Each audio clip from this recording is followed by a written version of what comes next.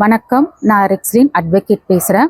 இன்றைக்கி நான் உங்ககிட்ட டிஸ்கஸ் பண்ணுற டாபிக் என்ன அப்படின்னா, ஃபேமிலி கோர்ட்ஸ் ஆக்ட். இந்த ஆக்ட் எதுக்காக கொண்டு வரப்பட்டது அப்படின்னா, ஸ்பீடி செட்டில்மெண்ட் ஆஃப் டிஸ்போஸ், அதாவது பிரச்சனை இருக்கிற ஃபேமிலிக்குள்ளே இருக்கிற பிரச்சனைகளை விரைவாக முடிப்பதற்கும் தீர்வு காண்பதற்கு, அது மட்டும் இல்லை சமரசம் பேத்தின் மூலமாக தீர்வு காண்பதற்கும் நடவடிக்கை எடுக்கப்படும் இந்த கோர்ட்டில்.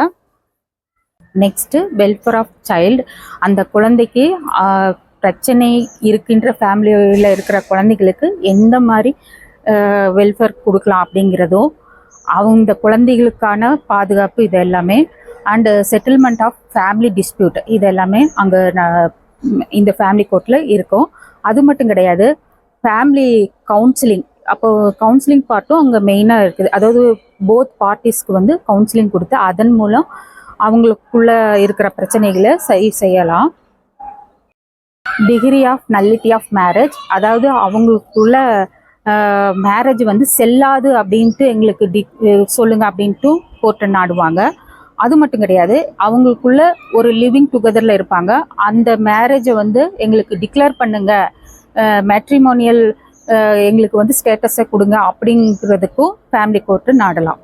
சில டைம் சில ஃபேமிலியில் என்ன ரீசனுக்காக அவங்க பிரிஞ்சிருக்காங்க அப்படிங்கிறதே ஒரு நியாயமான ரீசனே இருக்காது. அந்த மாதிரி பிரிஞ்சிருப்பாங்க. அந்த டைமில் restitution of conjugal rights petition நீங்கள் ஃபைல் பண்ணலாம் ஃபேமிலி கோர்ட்டில். நாங்கள் சேர்ந்து வாழ்கிறதுக்கு ஒரு ஆர்டர் போடுங்க அப்படின்னு சொல்லிட்டு இதுக்கும் ஃபேமிலி கோர்ட்டை நாடலாம். அது மட்டும் இல்லை, அவங்களுக்குள்ள நிறைய பிரச்சனை இருக்குது, இந்த பிரச்சனையினால டிவோர்ஸ் எல்லாம் போக வேண்டாம் அப்படின்னு நினைக்கிறாங்க. அப்போது ஒரு 1 year எங்களுக்குள்ள எங்களை பிரிந்து வாழ்கிறதுக்கு ஒரு ஆர்டர் கொடுங்க, ஜுடிஷியல் செப்பரேஷன். ஏன் அப்படின்னா பின்னாடி அந்த பிரச்சனைகள்லாம் சால்வ் ஆகலாம். அப்போ அவங்க பிரிஞ்சு வாழ்ந்தவங்க சேர்ந்து வாழலாம். மெரிட்டல் ரிலேஷன்ஷிப்பில் இருக்கிற எந்த மாதிரியான பிரச்சனைக்கும் தீர்வு காண்பதற்கு ஃபேமிலி கோர்ட்டை அணுகலாம்.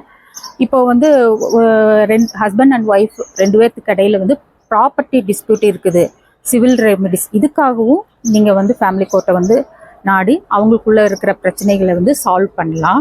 லெஜிட்டிமேசி, அதாவது முறையாக பிறந்த குழந்தை தான் அப்படிங்கிறத டிக்ளேர் பண்ணுங்க அப்படின்னு சொல்லிட்டு கோர்ட்டை நாடலாம். அதுக்கப்புறம் கார்டியன்ஷிப்பு, அதாவது சைல்டு கஸ்டடி எடுக்கிறதுக்கும் பெட்டிஷன் ஃபைல் பண்ணி அவங்க மூவ் பண்ணலாம். அது மட்டும் இல்லை, மெயின்டெனன்ஸ் பெட்டிஷன் ஃபைல் பண்ணலாம். அதாவது ஜீவனாம்சம் மெயின்டெனன்ஸ் போத் ஒய்ஃப் சில்ட்ரன் யாருக்குனாலும் ஃபைல் பண்ணி வாங்குறதுக்கும் பெட்டிஷன் ஃபைல் பண்ணலாம்.